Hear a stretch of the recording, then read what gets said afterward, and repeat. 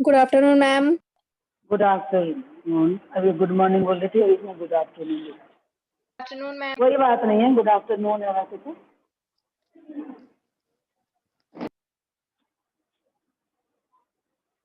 सब ठीक है?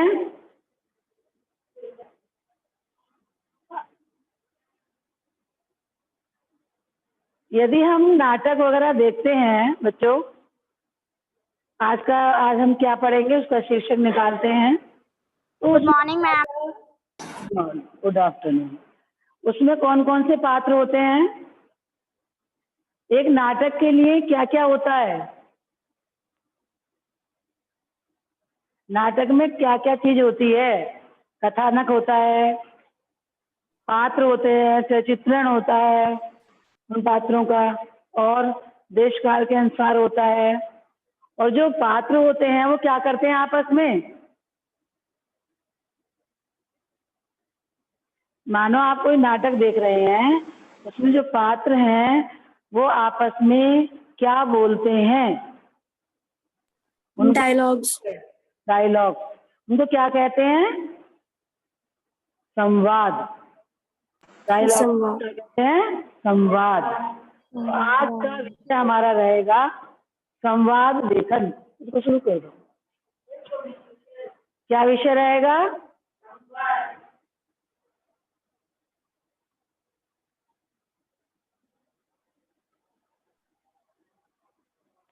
आज हम क्या पढ़ेंगे? संवाद लेखन। जब दो व्यक्ति आपस में बात करते हैं तब भी हम उसे बोलना, भाव का आदान प्रदान करना, और जब किसी नाटक में दो व्यक्ति, दो पात्र बोलते हैं तो उसे हम क्या कहते हैं? संवाद कहते हैं। बिलर हो रहा है ये ना। मतलब आपस में वार्तालाप करते हैं तो वो संवाद है।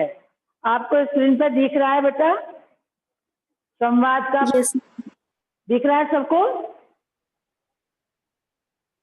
तो संवाद लेखन क्या है उसको जानते हैं। जैसा कि आपने बताया कि डायलॉग बोलते हैं तो उसे ही हम संवाद कहते हैं हिंदी में। संवाद का अभिप्राय होता है बातचीत करना या वार्तालाप करना। ये क्या हो गया? एक ही संवाद की परिभाषा हो गई। प्रश्न आ सकता है, संवाद लेखन से क्या तात्पर्य है? संवाद लेखन से क्या तात्पर्य है? तो आप लिखेंगे संवाद का अर्थ है बातचीत करना या वार्तालाप करना। Good afternoon ma'am. Good afternoon बच्चों। सबको समझ में आ रहा है? यह अभिव्यक्ति के मौखिक या लिखित दोनों रूपों में मिलता है। संवाद हम मौखिक भी कर सकते हैं और संवाद हम लिखित भी कर सकते हैं। एक प्रभावशाली संवाद हो मम्मी एक कला है। क्रीम बर्बाद कर रहा है। आप अपना माइक बेटा ऑफ कर लो। आपकी सबकी आवाज आ रही है। जिसका माइक खुला है वो ऑफ करिए। सभी बच्चों को डिस्टर्ब नहीं करिए। प्रभावशाली संवाद बोलना अथवा लिखना एक कला है। हमें कैसी कला है, क्या प्रतिभा है, हम अपनी बात को कैसे प्रस्तुत करते हैं, यह एक हमारी प्रतिभा पर, हमारी योग्यता पर निर्भर करता है। जब दो व्यक्तियों का वार्तालाप होता है तो उसे भी हम संवाद कहते हैं। गुरु शिष्य का संवाद हो सकता है, माता पिता का हो सकता है। तो इसको लिखते समय हमें कुछ बातों का ध्यान रखना चाहिए। तो आप अपनी कॉपी पर सबसे पहले लिखेंगे संवाद लेखन क्या है, फिर लिखेंगे कि संवाद लिखते समय किन किन बातों का ध्यान रखना चाहिए। ये कॉपी पर लिखना है, उदाहरण भी देने हैं। संवाद लिखते समय किन किन बातों का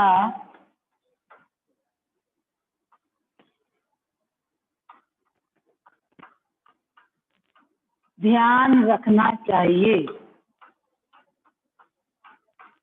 आप लिखेंगे संवाद लेखन करते समय हमें निम्नलिखित बातों का या बिंदुओं का ध्यान रखना चाहिए।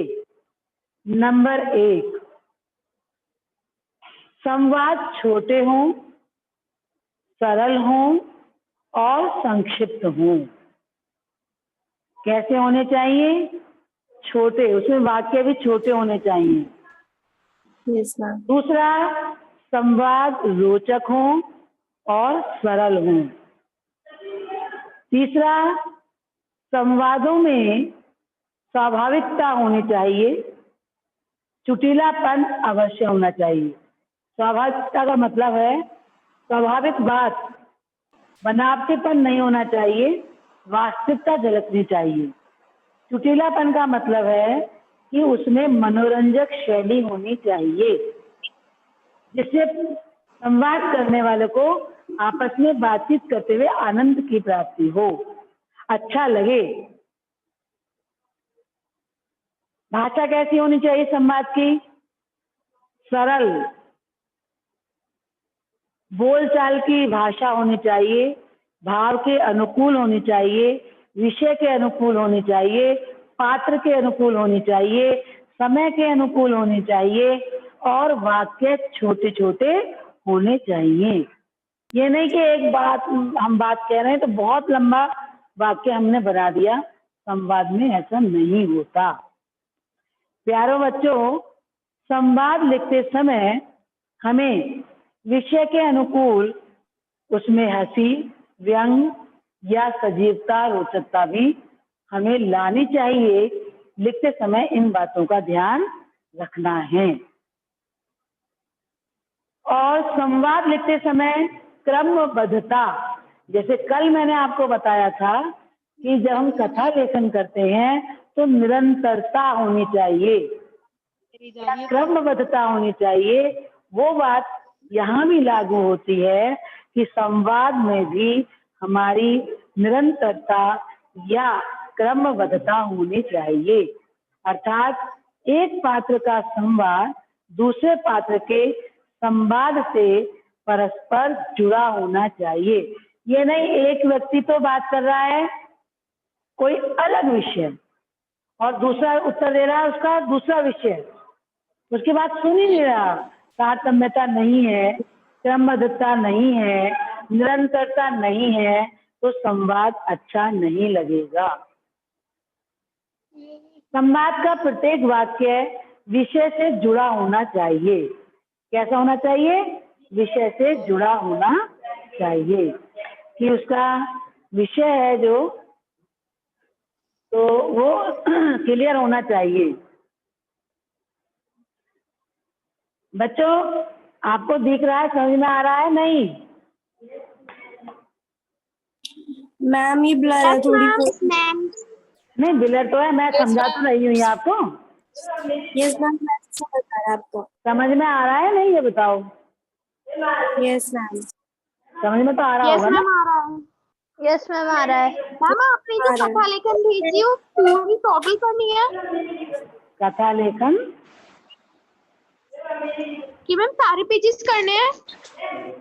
बेटा समझने के लिए आप देख लीजिए, मैंने तो इसलिए भेजा है कथा लेखन क्योंकि नया विषय है और आपको कहीं वह भी किताब में भी नहीं मिलेगा।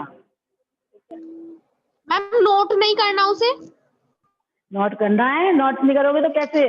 मैंने तो आपको पीडीएफ बनाकर सारी स्लाइड बनाकर समझाया है और समझाने के बाद फिर आपको पीडीएफ भी भेजा है कि जिससे आप क्या करो। अब उसके 36 पेजेस है ना, वो इसलिए पूछ रहे हैं।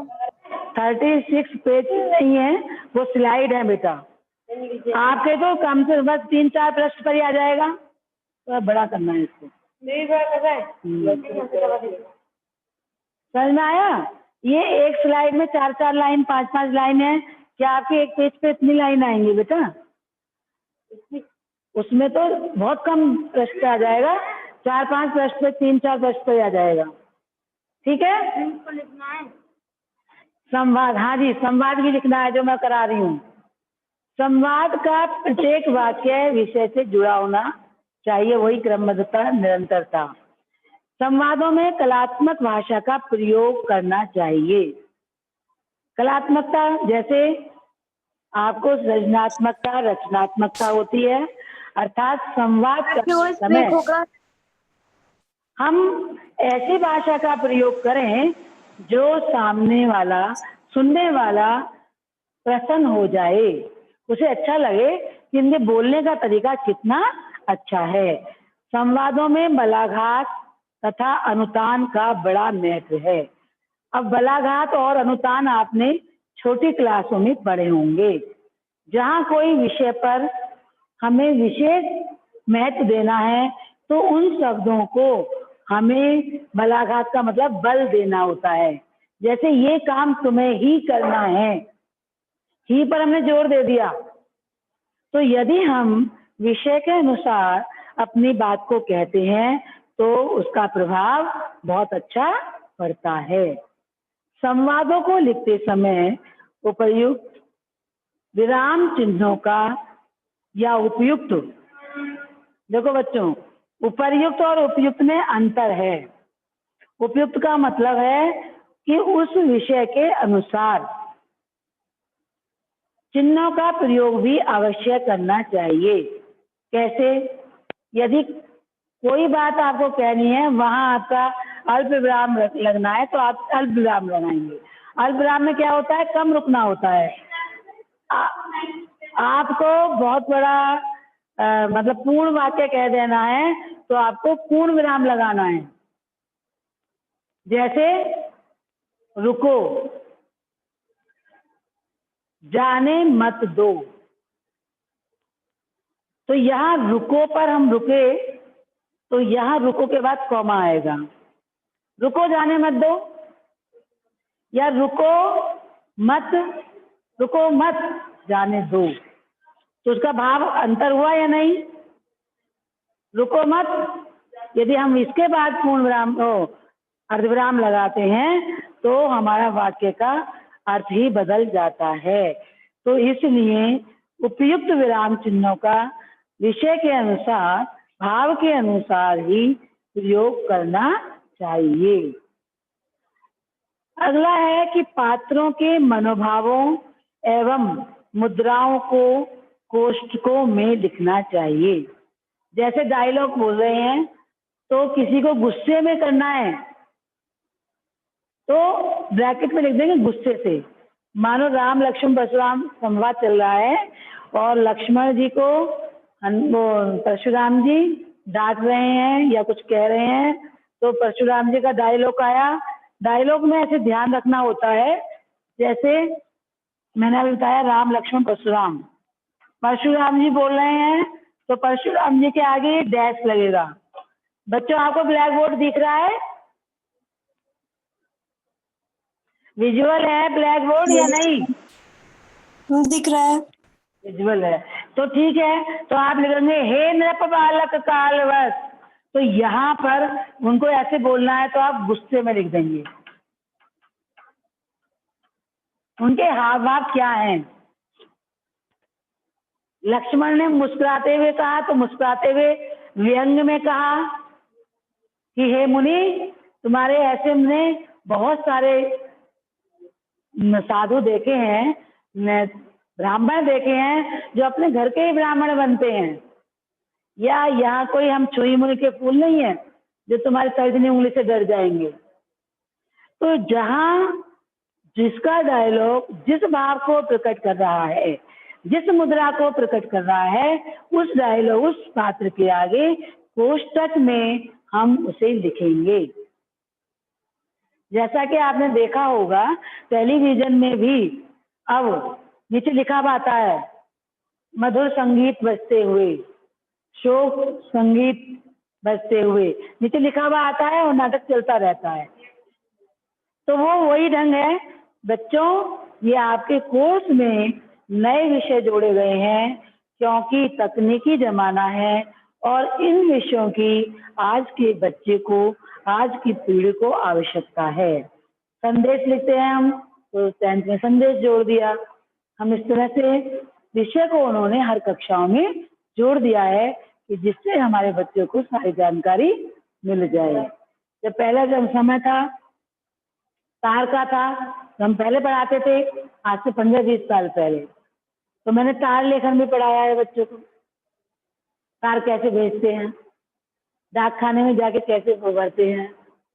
तो जैसा हमारा माहौल चलता है, जैसा हमारा वातावरण में जिस चीज का डिमांड होती है, प्रयोग उसी का किया जाता है। तो इन सब बातों का हम ध्यान रखेंगे। तो सबसे पहले आप संवाद की परिभाषा लिखेंगे, उसके बाद संवाद लिखते समय हम किन किन बातों का ध्यान हमें रखना चाहिए वो लिखेंगे।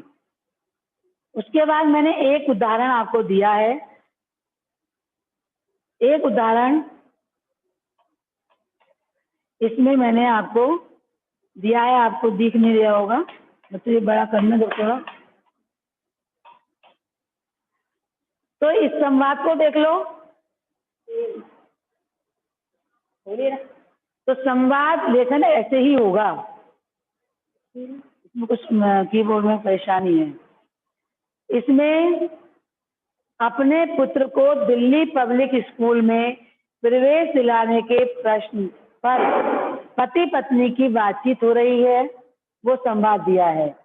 पत्नी उसके आगे डैश लगा दिया, पत्नी बोल रही है, सुनिए जी, क्या अमिताभ के लिए दिल्ली पब्लिक स्कूल का फॉर्म लेकर आए हो अथवा आज भी भूल गए? उनके बेटे का नाम है अमिताभ। अमिताभ पति कह रहे हैं, भला मैं अमिताभ के प्रवेश की समस्या को कैसे भूल सकता हूँ? पत्नी, भूल नहीं सकते तो लाइए दिखाइए फॉर्म कहाँ है। अब देखो यहाँ प्रश्न आ गया, तो हम संवाद में कैसे करेंगे? भूल नहीं सकते तो लाइए दिखाइए फॉर्म कहाँ है, ऐसे ही बोलेंगे जैसे आप प्रश्न कर रहे हैं। फिर पति कहता है, थोड़ी मेरी भी तो सुनो। नहीं, मैं तुम्हारी कोई बात सुनना नहीं चाहती, पिछले 1 माह से यूं ही बेकार की बातें बना रहे हो। ऐसे पूरी बातें होंगी, पूरे डायलॉग इसमें हैं। ठीक है, तो एक तो आप ये कर लेंगे, ये तो देख लेंगे आप। एक मैं आपको दे रही हूँ, परीक्षा आपके पास आ रही है और एक सहेली दूसरी सहेली से बातचीत कर रही है परीक्षा के विषय में। तो वो आप अपनी कॉपी पर, होमवर्क में मैंने दिया है, इसे अपनी कॉपी पर करेंगे। 2 सहेलियों का संवाद लिख लिए जिनका विषय है परीक्षा की तैयारी। अब आप कैसे लिख सकते हैं? सीता गीता कुछ भी नाम है, सीता गीता बाजार में गई है, मिली आपस में, हेलो सीता, क्या हाल है, कैसी हो तुम? तो गीता कह रही है, ठीक हूँ, आप बताओ आपके क्या हाल है, तैयारी कैसी चल रही है परीक्षाओं की? अब तो परीक्षा आने वाली है। तो इस तरह से जो जो आपकी समस्याएं होती हैं, इसलिए मैंने वो ही दिया है विषय जिसमें आपकी चर्चा होती है। जो चर्चा होती है, कोई रटने की जरूरत नहीं है कि हमें वही साहित्यिक भाषा लिखनी है। इसमें बस भाषा की शिष्टता पर अवश्य ध्यान देंगे कि हमारी भाषा में हमारा फुहड़पन न चमके। केवल ये 3 बच्चे आज जुड़े हैं, कम बच्चे जुड़े हैं, 3। ठीक है बच्चों, समझ में आ गया आपको?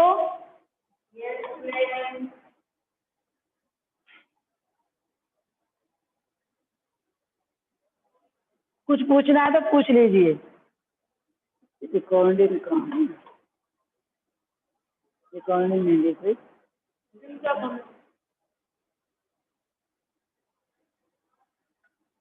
देखनी है मुझे रिकॉर्डिंग, है नहीं यहाँ पर।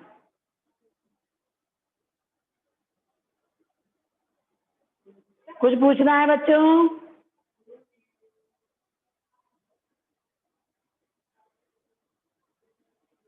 ठीक से समझ आ गया सभी को? Yes ma'am. Yes ma'am. Yes ma'am. तो आपका कोर्स जो मैंने आपको लिखवाया था, लिखवा दिया नहीं? मैंने आपको भेजा था ना कोर्स, भेज दिया ना? तो उसमें देख लीजिए, कोई विषय अभी आपका छूट गया हो तो मुझे पूछ लेना। देखो, कबीर करा दिया, दो बैलों की कथा, बाघ, उपसर्ग, प्रत्यय, मेरेसन की औरतें, अपठित गद्यांश, अलंकार, समास,